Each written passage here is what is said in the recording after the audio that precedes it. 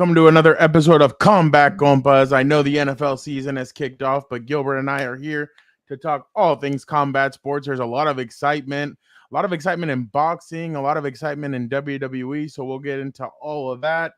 I'm Fernando Ramirez. That is Gilbert Manzano. We are here.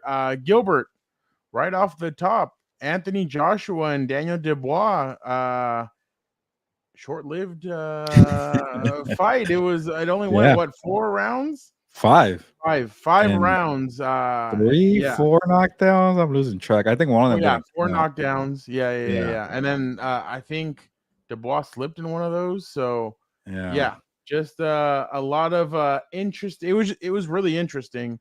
What did you make of this fight? Yeah, that's the beauty about a heavyweight fight. It can end very quickly, even when guys are matched pretty evenly. Two giant guys with massive pop. So so I guess with Joshua, you could go back to him having a suspect chin. How do the fighters in UFC say it? Chinny. I think Dustin Poirier says that. Yeah, he's a little chinny, or maybe the British people say that. But Anthony Joshua is a little chinny, or more than a little, because he got dropped a couple of times by Klitschko a few years ago. Got dropped, I want to say, by Usyk. Andy Ruiz, for sure. That's one I can't forget about. I can't remember about Usyk, but obviously he picked them apart. And then many times with Daniel Dubois. So, Anthony Joshua has always been a little suspect, like you mentioned, Fernando. He has a knack of having some good victories, some good days, some bad days. And, this is who he is, right? You just don't know what to expect from the guy. Good power. I'm shaking the table here. Yes, pretty much the heavyweight division, shaking the ring. But I want to focus on Daniel Dubois because I think this guy's legit, and maybe there's just different levels to the boxing game where it's like Oleksandr Usyk and Tyson Fury, like right there, neck and neck, and then below that is Daniel Dubois, and then below that is Anthony Joshua, and then you have the rest of the crew like the Andy Ruiz and the Deontay Wilders were kind of past their prime, but I think that's just the way it was for Anthony Joshua. He did knock out a UFC fighter and Francis Ngannou, but other than that, what has he really done? So. Shout out to Dan Dubois because Anthony Joshua was talking a lot of crap in the promo, which I like. I'm a fan of. It's okay. They got heated a couple of times there, and he just destroyed them. But now I wonder, Fernando, where does he go now? Because he already fought Oleksandr Usyk, and I think you might have watched it, Fernando, but that was a controversial fight where they ruled it a low blow, and it seemed like Usyk was actually hurting and he was suffering.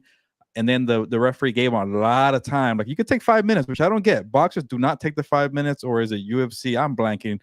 Combat sports are crossing there. But you get plenty of time, and he took all of it. He recovered, and it was just a lot of controversy saying, hey, that kind of made a difference in the fight. But other than that, Oleksandr Usyk did what he does, is pick them apart. A great technician, what he did to Tyson Fury.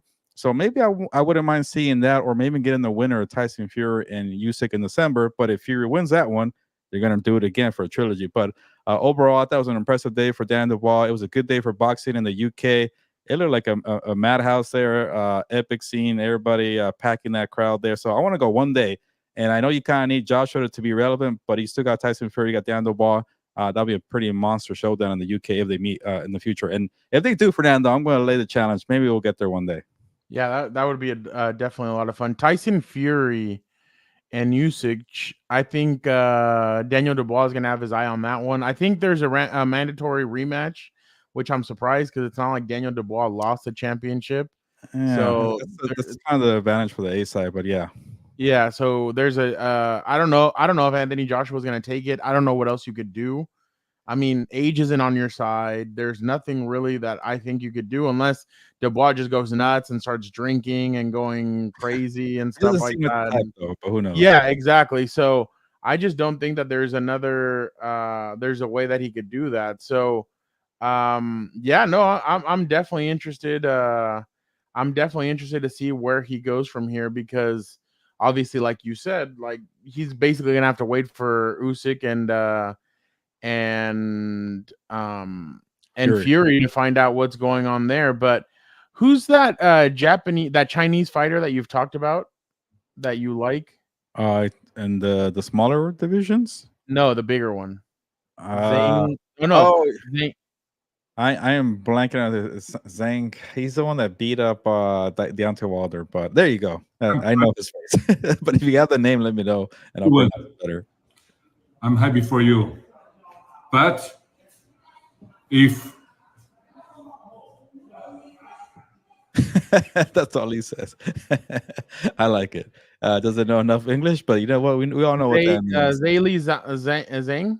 Yeah, he's the one that really made Deontay Wilder look very old. Yeah. Yeah, so he called him out. I mean, I'm sure there's gonna be others that are gonna Yeah. call him out, especially because everybody knows that right now he's gonna be waiting for he's gonna be waiting for he's gonna be waiting for the winner of that fight and everything. So I'm definitely really interested to see what happens there. But what's next for Anthony Joshua? Yeah, I was just gonna say like we should discuss that because this guy.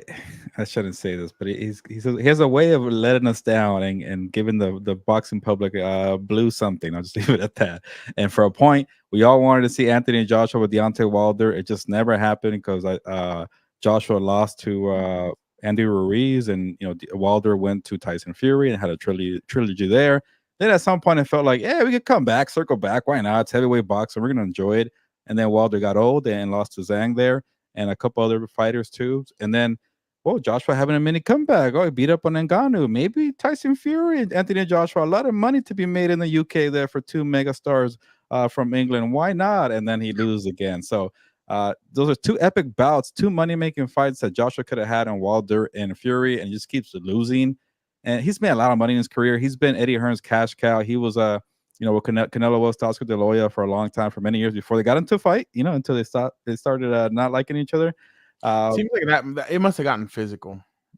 The way they kind of ex-girlfriend each other and I the way they know. kind of talk crap about each other, something physical must have He's not happened. like Oscar's not like Eddie Hearn, man. He's loyal to his guy Joshua, even though he keeps losing some of these big fights here. So, yeah, I don't know where he goes, but that's the beauty about the heavyweight division. That's the one thing about that division I really respect. That if you lose a couple fights, people don't write you off. It's a heavyweight division. You're gonna take a couple shots to the face, and you're gonna fall down and get back up and have another mega bout. But I think the VIP status of those matchups the luster has kind of worn off a little bit. But I don't want to see Wilder. I think he's already pretty much past his prime. If Joshua comes back and maybe he has a tuna fight and he looks okay, I'm okay with him maybe getting this Dubois fight. Not right away though. He did not look right. But I don't think he's a shot fighter just yet. Deontay Wilder definitely is. But you know what?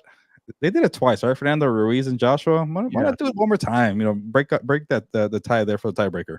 Especially because the last time that Joshua fought him, well, one, Andy was fat.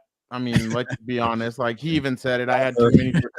Yeah, he was fat and slow. So you might as well, run it back. I bet you they could make a lot of money, whether it's in the U.S., whether it's in the Saudi, whether There's a it's story there too. Yeah. And then I mean, maybe we can get a sit down with Andy. It'd be pretty cool to do something with him Come there. back maybe to the United States, Joshua. You lost the first one in New York. Come back to the States and make that storyline even better.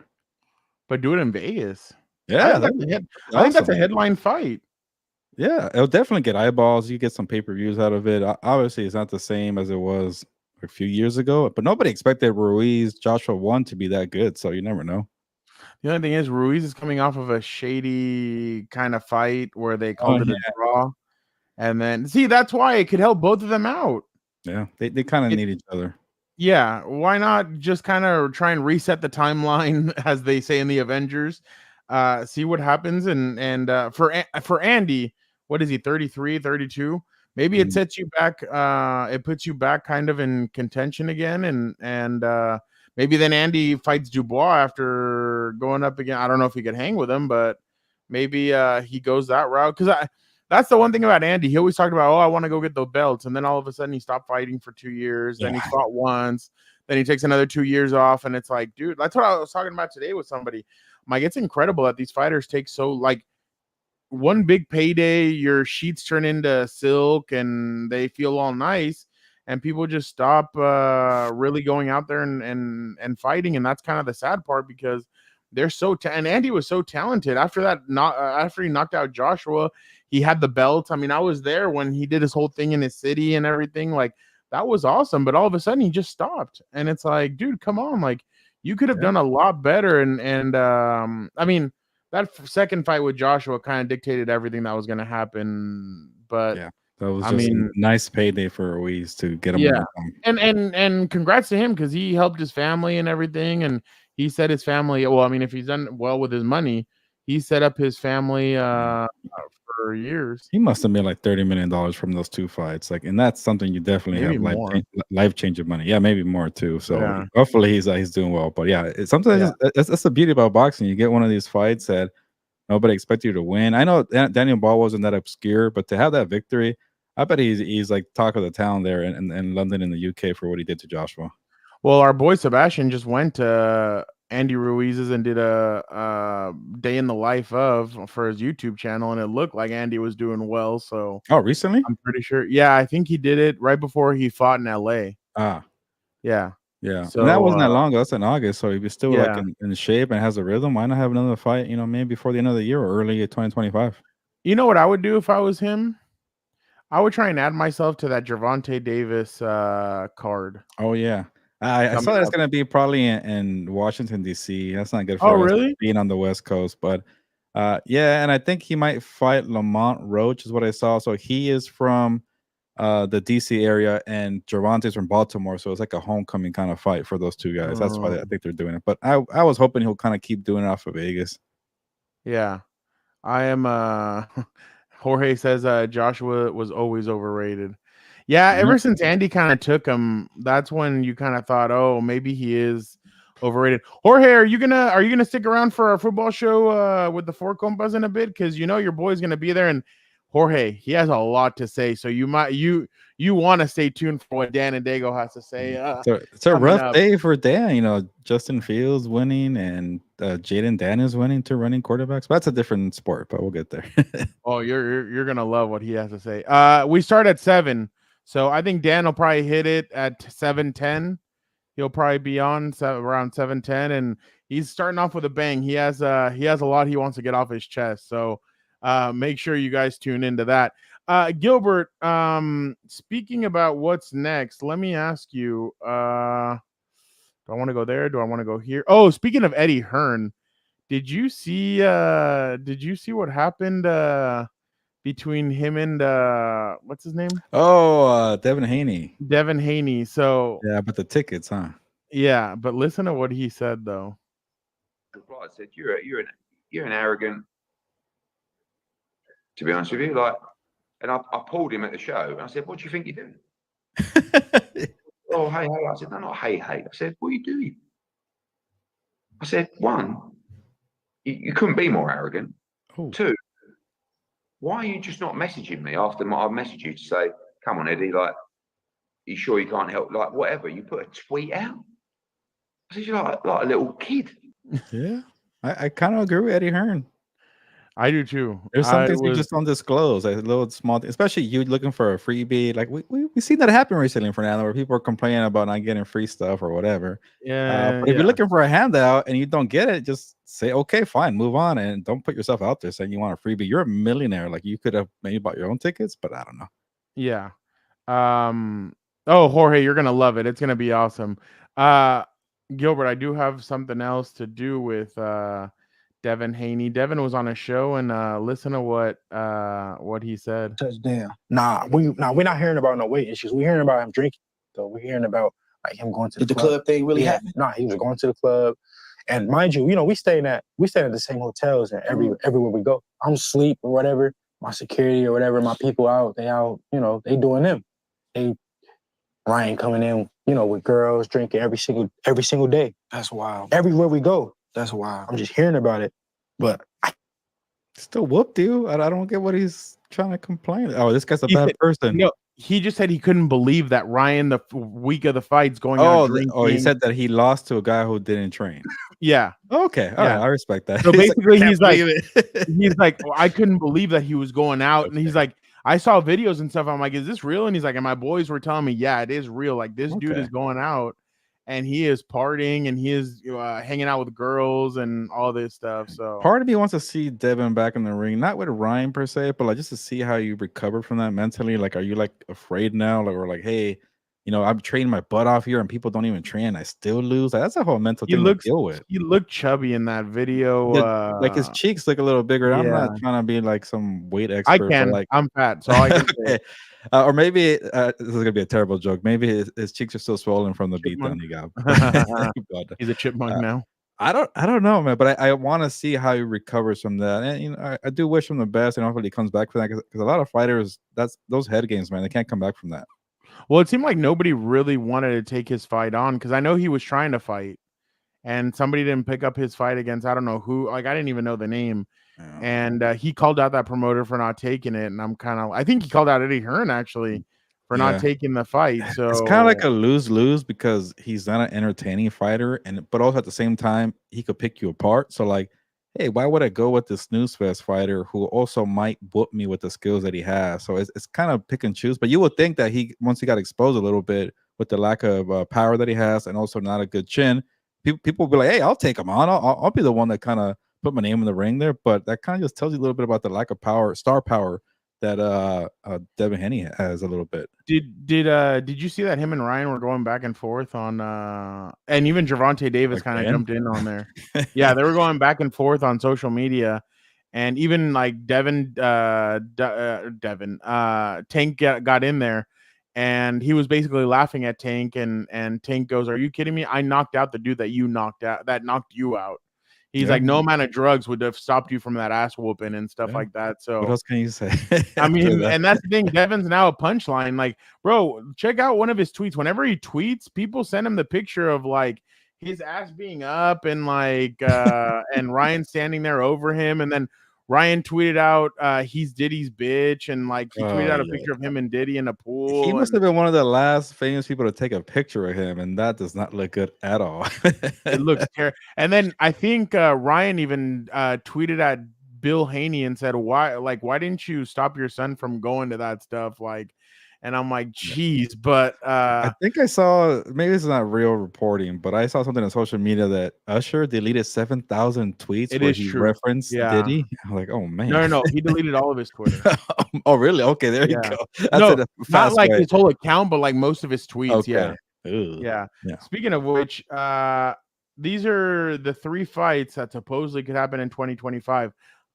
I am of probably not, but Gilbert, which one of these 3 is the more likely to happen? Ryan Garcia versus Devin Haney 2, Canelo versus David Benavidez, or Gervonta Tank Davis versus Shakur Stevenson? Which one is more likely to happen?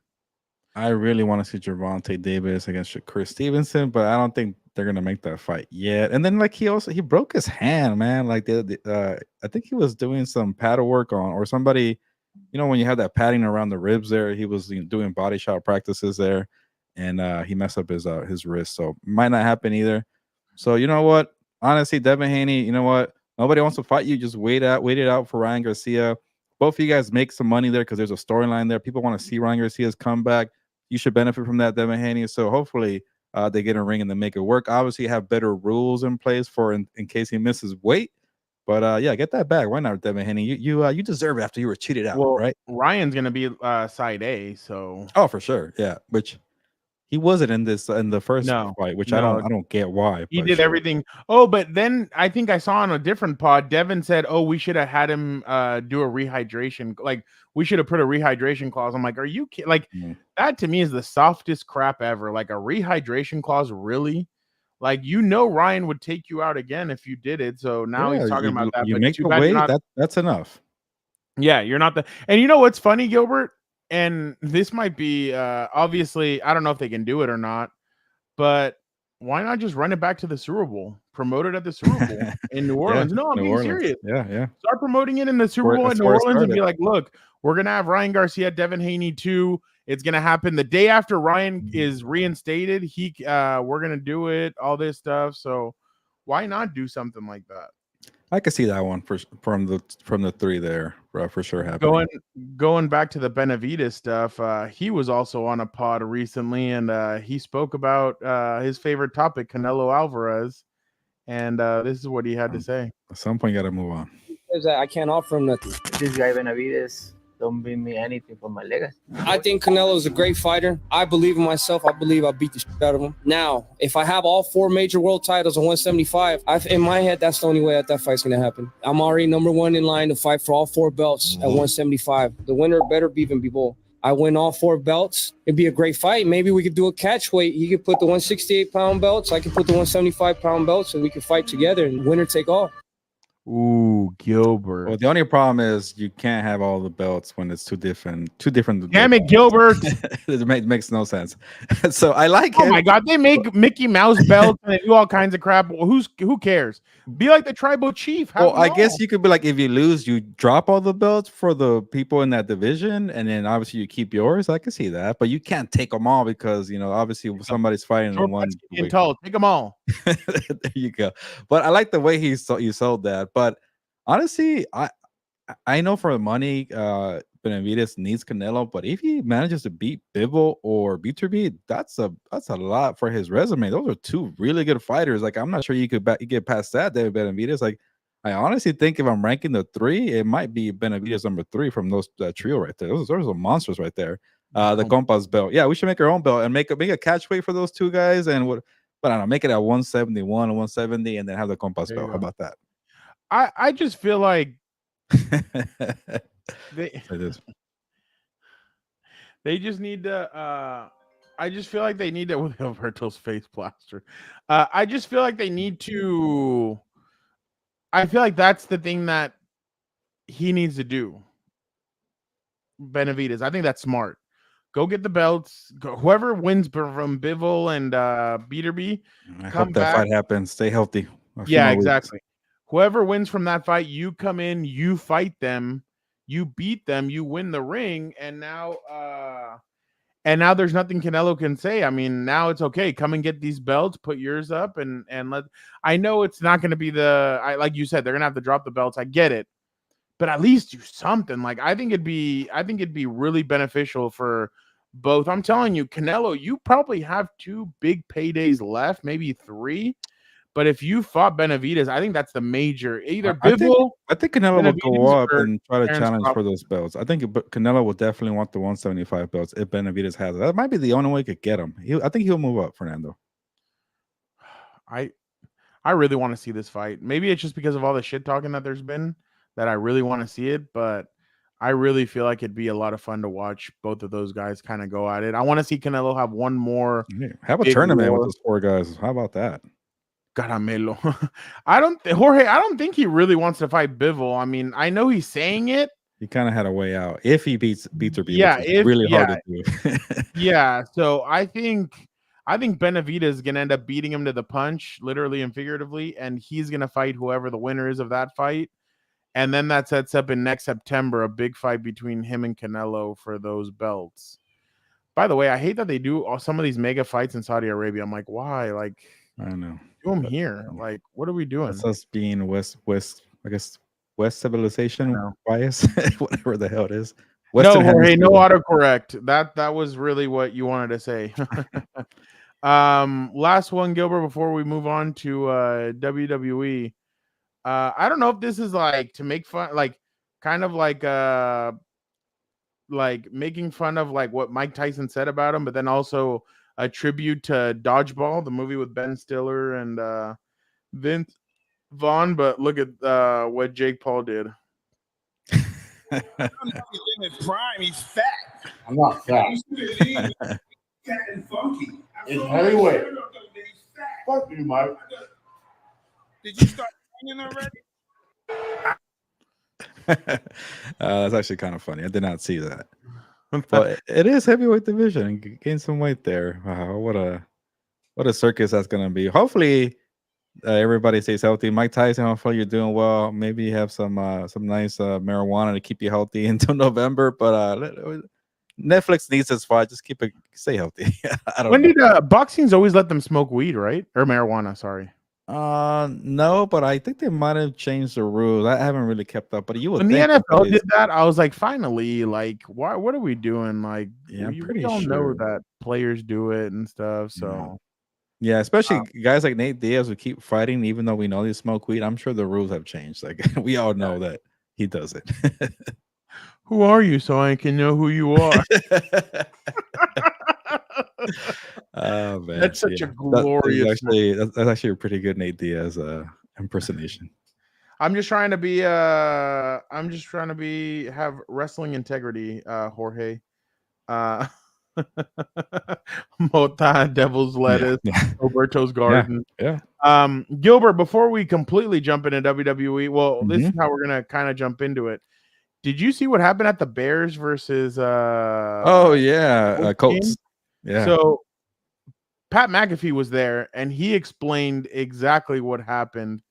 And this was pretty funny. Seth Rollins had this Colts jacket on, like this. Colts people were so pumped that he was there. Oh shit, Seth freaking Rollins is here. They show him, and then he rips off the jacket, and then he has a Chicago Bears jersey on, and he's like kind of yelling in everybody's face in a loud house. And T.Y. Hilton says, "What are you doing? Get out of here!" Kicks him out of the suite. And then he got kicked out, escorted out of town, straight out of the tunnel, all the way back to the town where he came from in Iowa. We don't want to hear. And then the Chicago Bears are going to lose. So a lot of people are saying, "Was Seth Rollins?" People not know that Seth Rollins is a Bears fan. Of course, he was gonna troll all the fans there. I think, by the way, he did tweet out that night, "I hate football." So I don't blame them. They are horrendous. Offensive line is atrocious. But yeah, it was not pretty. I mean, they started kind of coming back a little bit at the end, but it was too much. I watched that game. They had many opportunities to score points. No DeForest Buckner either. Like, what about that? Oh well, what about that play where what they try to do an option on 4th and goal or something like that? Like, I don't know, but poor Seth freaking Rollins. He deserves better. What's up, Angel? Jorge, don't forget, after this, we will be jumping on to do all 4 compas.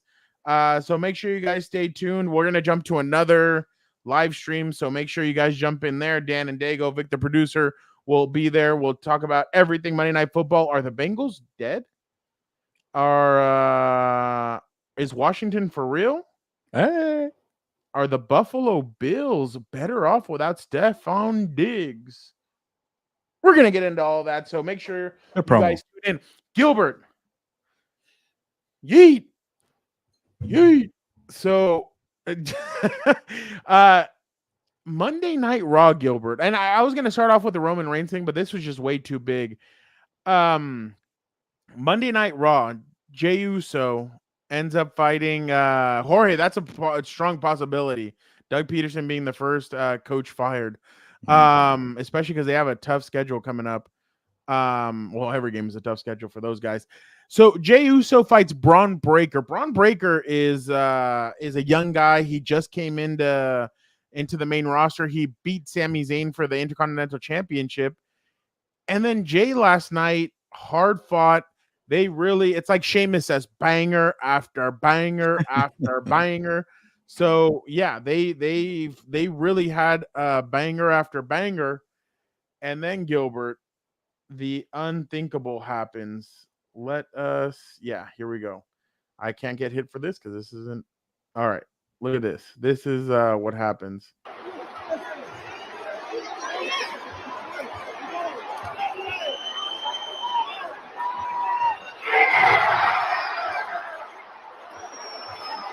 Here we go.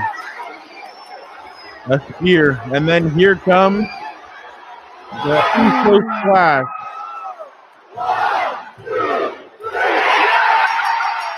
Finally.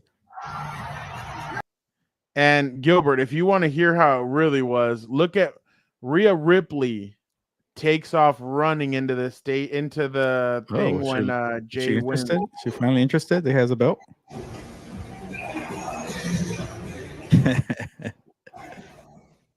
So yeah, that was that's pretty cool. It was and then this was just real quick. Where's Rikishi?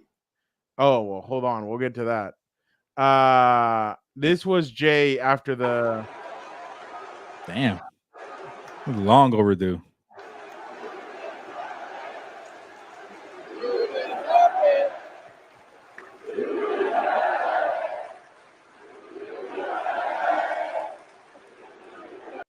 So obvious, and then let me just freaking throw this out here. His second interview after he wins the championship. Jay, I got one thing to say. Come on. You did it on your own, Oos. I mean, that's about time, Jackie. Shout out Roman. Always. What can we expect from the new Intercontinental Champion? We're gonna keep it yeet around here. We're gonna keep it yeet around here, Jackie. Don't switch up. How you celebrating though? Is the real. Oh, okay. The other one's the one that's married to Naomi, right? Yeah, no, okay. not Jimmy. By the way, speaking of Rikishi, he tweets out, "Please pray for my son Jimmy," and everybody's like, "Yo, is he okay? Like, what's going on?" And then obviously a lot of media reports came out. No, Jimmy's fine. He just said pray for him. So yeah, nobody knows for him to win a belt or what. I don't know. Well, it was Jimmy, not Jay. So I don't know what was going on there. No, but I'm saying, does he want the other son to get a belt? I don't know. Wrestling's fake. Braden Fehoko, damn, Tua got buffed. Oh my god, wrestling's not fake; it's scripted. But going back to Jay, you're going too far for Fernando there. Winning that championship meant a lot to Jay because he said, "I want to win a championship on my own." Yeah, and that's the thing when you come up as a tag team, the Hardys, Edge and Christian, the Dudley Boys, guys like those guys, it's really tough to separate yourself and win other championships.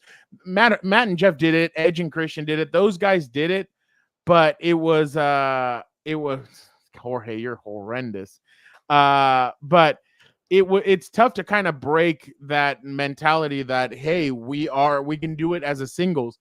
And Jimmy and Jay were together since their whole lives, and Jay separated, and people said, no, he's not gonna be able to do it. And he won the tag teams with Cody and he's won tag teams with his brother. And here was a culmination of, hey, he won his first championship. And I know the negativity out there, Gilbert, is, well, they just took it off Braun Breaker, a young kid who deserved the championship. Why are you taking it off of him? He just became the Intercontinental Championship.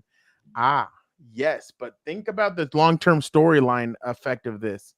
Triple H is, the way they booked him is overconfident, cocky, young guy thinking he can knock everybody around. And here comes this fairy tale kind of wrestler who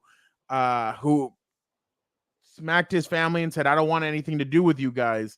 Then he came over to try and build up his own singles. He's lost multiple number one contenders. He's lost championship fights, and he finally is able to do it and win it.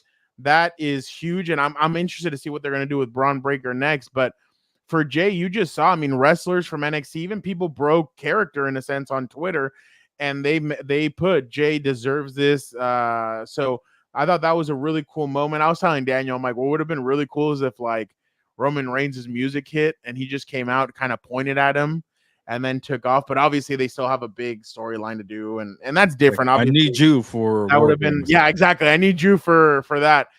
The one thing is, though, is that this is a huge moment for Jay, and I think this is huge for Roman as well, because Roman in his documentary before WrestleMania said, I want to put my family in the best position moving forward. Family. Like, it's not just about me, it's about my family. So look at where Jay is. Look at where Sammy's fight. Well, I mean, Sammy's not his family, but look at where Jacob Fatu is. Look at where Solo Sikoa is now the tribal chief. Jimmy hasn't been there, but still, like, look at where everybody is. And Roman said, I want to elevate. The Rock kind of opened the door in a sense, and Roman just kind of broke it down and brought everybody in. And now there's a bunch of, I mean, literally SmackDown looks like Samoan U, like everybody's over there. And it was just, it was the new moment. Ninth Island. What? Maybe the new Ninth Island. Yeah, exactly. There you go. But it was a great moment for Jay, and I've been critical of Jay's wrestling in the past and stuff, but I thought it was great the way they did it. That's why I think Rikishi kind of shouldn't have really have stepped into it. He should have just waited to see what Triple H had.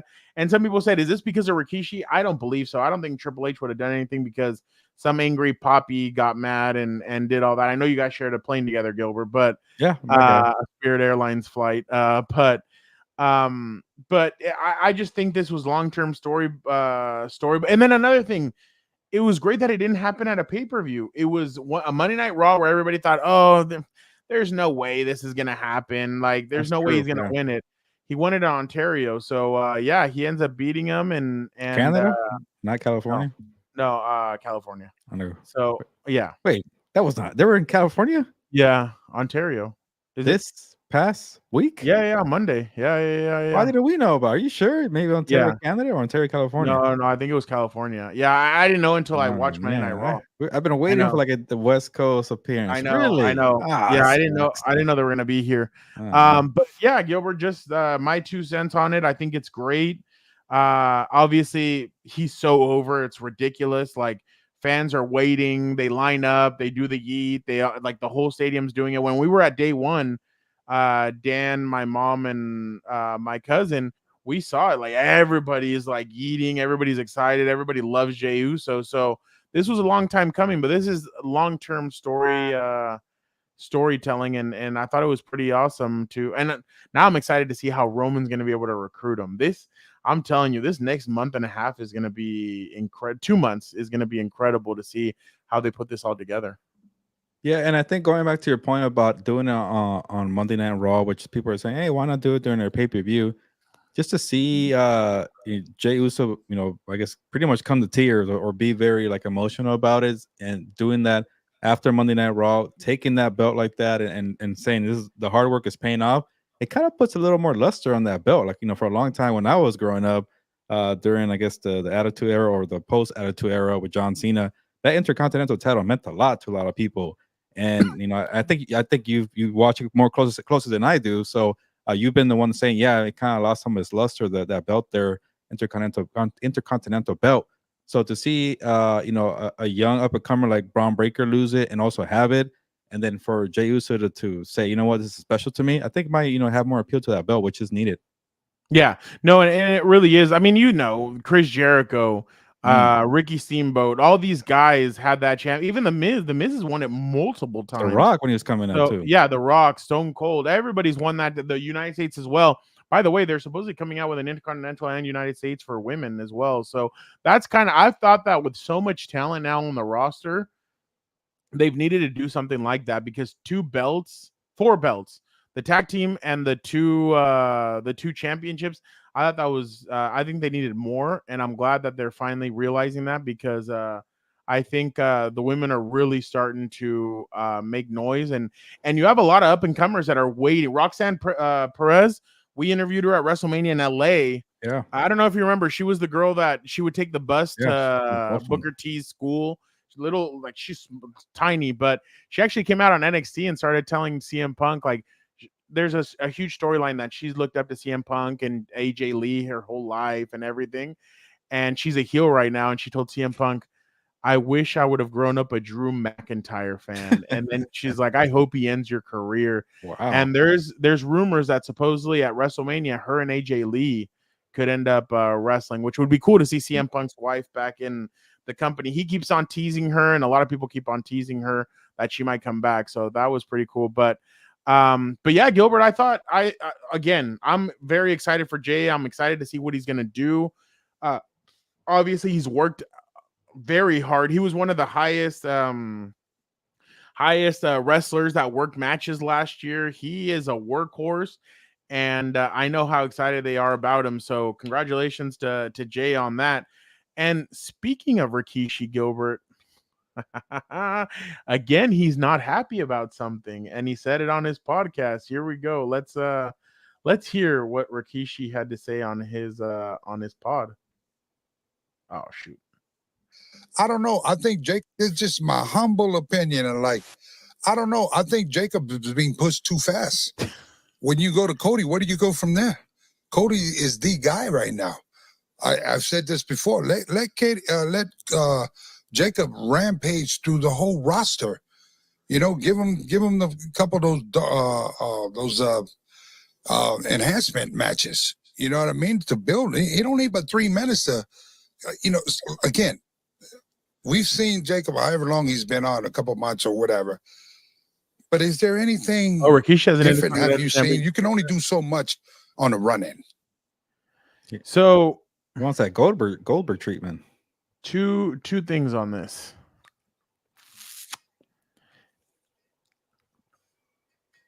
I get it, but at the same time, why do you think he wants that to happen? More attention for his kids? Solo? Oh. More attention. What is he to? Is he like his nephew? He's cousin. He's Jacob is his nephew. Okay. So the thing is that obviously Solo is the factor, the big factor. But the thing is, Cody, not this week, but 2 weeks ago or 3 weeks ago, he said he's like, I want to give you an opportunity for the championship, and he's looking at Solo, and he's like, I'm not looking at you, Solo. I'm looking at Jacob Fatu, and the crowd went ballistic. And I get where Rikishi's coming from. I do think that Jacob needs to be put in different matches. Like, let him squash let him squash some wrestlers. Let him get the feeling of it. You don't want him to go up against Cody. Cody's big time. I mean, there's a reason. By the way, congratulations to Cody. Right now, he's a top 5 seller for Fanatics. Not top 5 WWE, Gilbert. Top 5 LeBron, Messi, Ronaldo, all those guys. He is top 5 right now in Fanatics. So congratulations to Cody. But Cody's at the top. Why are you going to have him wrestle at the top if he's maybe not ready for it? So I agree with him, but at the same time, don't try and sell us on all this. Like, we know that your son is very important to you. It's hard to keep up who are your sons. That's why maybe he's doing it. But but I mean, like, get out of here. Like, we all know that's what you're looking for. Like, you're looking for your son to be protected. And I get it. And again, Gilbert, I've told you, I'm actually fine with what Solo's done. I think Solo's done a great job. I think him being the tribal chief has been fun. I love what he did 2 weeks ago when he's like, he don't even like you. Like when Roman and Cody were standing in the ring and everything. So I thought that was pretty fun. So he's like, y'all friends now? So I think he's been fun. So again, whenever the wise man comes back, whenever Jimmy comes back, and I think Bad Blood may be when we see one of them. One of them has to come back. But I think it's coming up. By the way, speaking of Bad Blood, Gilbert, I send it to you.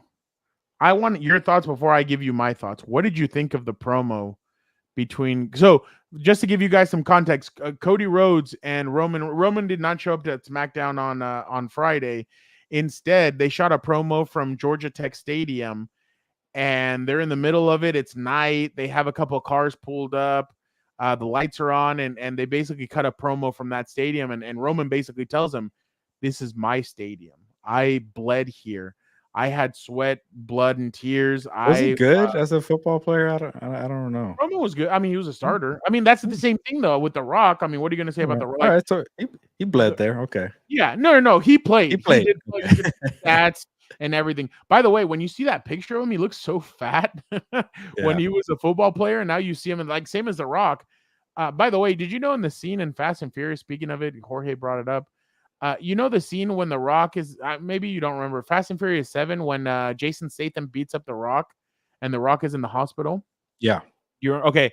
So The Rock is actually watching Miami Hurricane. Oh, his own game? Yeah, you could see The Rock sacking the opposing quarterback. I didn't know that. Wow. So, yeah, when he's sitting in the hospital, you can see that. So it was actually pretty funny to see that. Oh my God. Jorge, chill. I was just bringing that up, but appreciate you still being here, Jorge. You're the man. But going back to that, what did you think of that promo? Because that's what I think, real quick, is going to happen when they go to Netflix, stuff like that. And that, well, go ahead. Yeah, I thought that was pretty cool. It kind of had like a big game feel, or even like a big fight kind of feel, where they have a lot of promotions, and it's like, hey, grab a chair and you grab a chair and let's have a face off and just stare at each other and say why we're gonna win. But obviously they're not facing each other. They're gonna be tag team partners, and it's a good build up for that. Like, hey, this is something that's not gonna happen very often. This is, maybe once in a lifetime. Two of the best rivals, being on the same side, for whatever cause they want to do. But at the same time, let me remind you, who's the better one? Who's the one that has worked the hardest? Who has earned more? Who did it their way and nothing was given?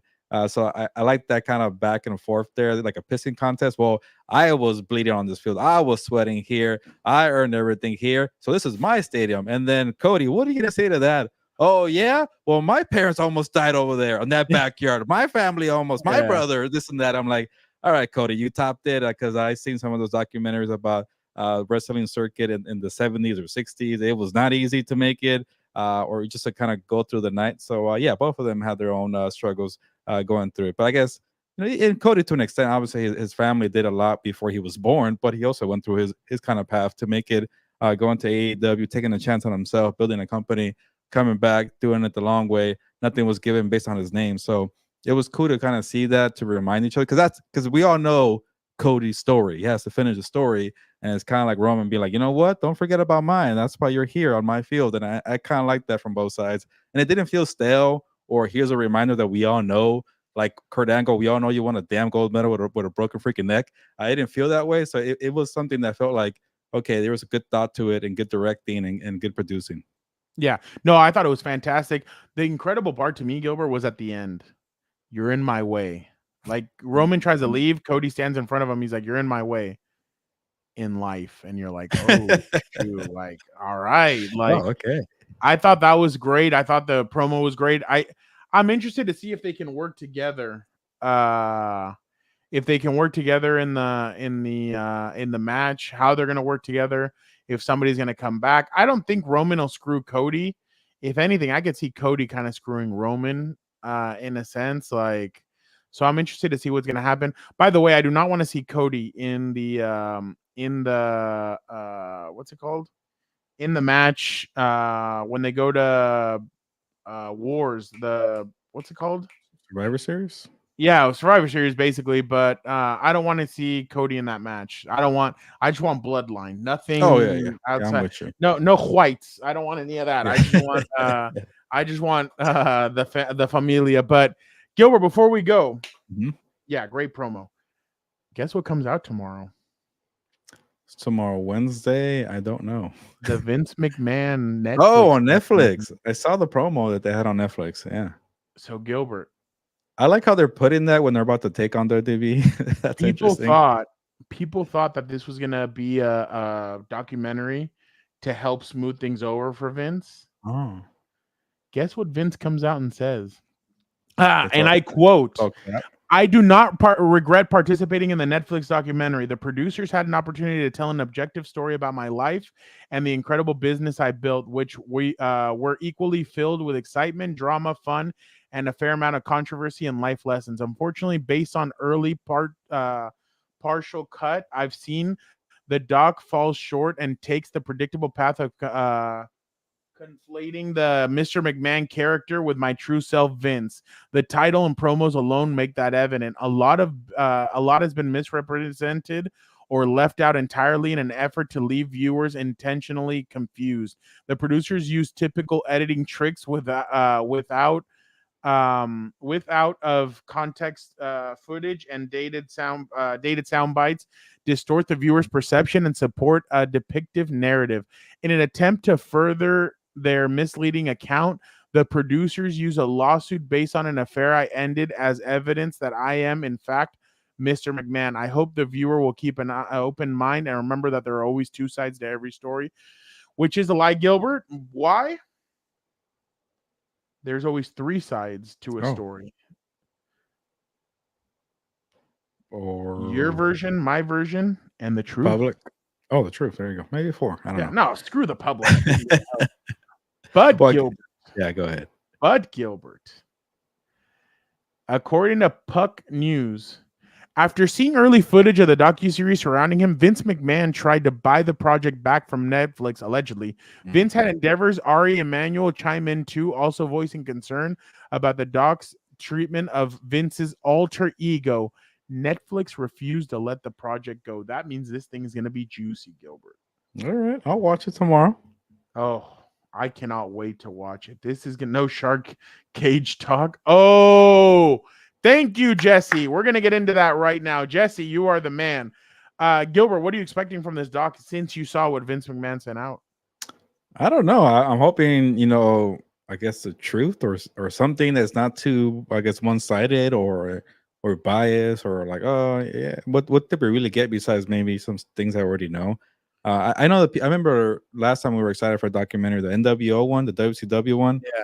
People were left pretty disappointed because it was kind of more like, hey, look at me, what I did look how great we were in WCW, and none of us were the ones who ruined it. So it kind of felt like, well, who ruined it? Why did it fall apart? And nobody wanted to take the blame. So we'll see with this one and what angle they take. Is it more like, hey, this guy went from business owner to very on fire, firing people, but also like a very good character that he created for himself? And is that all it is, like a bio doc, or is actually let's get to the dirty stuff? I think it's the dirty stuff, especially if you put out a statement. There's been other ones. A&E did a one where they said that Vince was sexually abused by his mom's boyfriend. That and I mean, what's his name? Shell? No, shit. The UFC fighter, Sonnen. Chael. Yeah, he's come out and said some wild stuff about Vince and even male wrestlers. So it's a lot of weird stuff that's always gone on, and yeah. So I don't know. I don't know what's gonna happen there. Gilbert, I'm so glad. Go ahead. Oh, so we're gonna find out tomorrow. Yeah, that's gonna be interesting. Jesse was reminding me, Gilbert, yesterday, Monday night, Liv Morgan and Dominic Mysterio were celebrating. They were excited because they're gonna beat Rhea Ripley at Bad Blood. Rhea comes out and tells them, well, guess what, Dom? You're gonna be suspended from the ring in a cage. So Dom is gonna be looking down and he's gonna be in a cage watching the match. And Dominic did not take too kindly to it. Neither did Liv. They were not happy about it, and they could not believe that was going to happen. So he is essentially going to be suspended from the ring. He's going to be looking down, and this is going to be interesting because, I mean, if you remember, Dom said in a podcast that that he remembers that they were going to suspend him from the ring when it was him and or when it was his dad against Eddie Guerrero for custody of him. So this kind of feels like a custody match between Rhea and Liv. What are your thoughts on it being a shark cage match? I like it. It kind of goes back, like you mentioned, Eddie Guerrero and Rey Mysterio custody of Dom match. Obviously, I'm assuming Rhea Ripley wants nothing to do with Dominic Mysterio, but hey, maybe she gets custody and she beats him up a little bit, not in a good way, in a different way. So I don't. It's a good storyline. I'm glad they're keeping it going. They're trying to milk it, I feel like, right now, but hey, this is probably the last piece of the pie here for the storyline. Yeah, I think this should be the closing. This should be the closing end of this. I think this is basically it. Like, there's no reason to keep this going. I mean, if you want to revisit it later, I guess. But I just think that we're kind of at that point where they need to kind of turn the page on it and move on, because there's other stories to be told. It seems like the Finn Balor and what's it called? Finn Balor and Damian Priest could last a while. I know they're wrestling here, but I think I think they need to. I think they need to cut this story here. But I'm so excited to see him suspended from the ring. Like, I think that's going to be funny. I think he's going to be freaking out, and I really think that he is gonna love this. But I'm telling you, this is gonna be pretty sick. I don't know what I'm really interested to see what they're gonna do with this. Yeah, we're gonna find out in 2 weeks for Bad Blood. And is it at the Georgia Tech Stadium, or is it gonna be where the Hawks play basketball, or do you know where? No, I think it's gonna be no, I actually think it's gonna be inside of what's it called? It's gonna be a stadium event. Yeah, I think it's I think it might be at Mercedes-Benz. In where the Falcons play. Wow, that's that massive stadium. So let me look that up for you, because I think that's where it's gonna be at. Let me look that up. I was thinking, like, did they do it at the Georgia Tech Stadium? Because it's pretty cool. It's a stadium fight, but you don't think about a stadium event for that kind of pay-per-view. You usually think about State Farm Arena. Oh, okay. What was it called before? Isn't that the one? The Mercedes. Is that the one in Arizona that Danny keeps making fun of me for saying state fart? That's in Phoenix, but okay. All right, just two of them. All right, that's there's 2 of them now. They are. I can see why they're also really putting a lot of effort into this Bad Blood event because of a stadium event. So, okay. So, Gilbert, by the way, just real quick, I've been trying to find this video. I finally found it. So you remember Dom was in prison before, right? Yeah, 30 down. Okay. Allegedly. Watch this. Yeah. I can't believe that. I can't. You're not. You're not. I You're don't not. wanna be You're locked not. You're not. I can't. You're not. I know We you're gotta figure this out. We're gonna go find Adam. We're gonna go find Adam right now. I cannot believe her. She's I can't be locked up again. That's pretty good. Yeah, that was it's a lot of fun to see what they're doing. But all right, Gilbert, that was a great episode of Comeback Compas. Folks, we will let you guys know Lunes live if we're gonna be back next week for Comeback Compas. We always kind of want to see what's going on. Actually, we probably will. It's a preview for Bad Blood, so we'll have a preview there. Maybe we just do it shorter, but I'm sure the combat sports world will give us more to talk about. So folks, in about 5 minutes, we're going to jump over to 5 minutes. Yeah, 5 minutes. Okay. It was 5. So in the next 5 minutes, we're going to jump over to the other stream. Make sure you guys go over there and tune in. Dan and Dago, Victor producer, they will be here rocked and locked and ready to, yeah. So we're going to be ready. So make sure you guys tune in. Go to the other stream. We will be there. Make sure you guys throw in your comments. You know, we love to interact with you guys, and we'll jump over there. But again, great stuff. We had some boxing. Canelo. What's a more likely fight in 2025? Benavidez and Canelo, or Tank and Shakur, or Devin Haney, Ryan Garcia 3. And then we talk WWE. So again, great episode. Thank you guys so much. Gilbert, let's get out of here. Yeah, I'll see you on the other side. Y nos vamos, pues. Vámonos.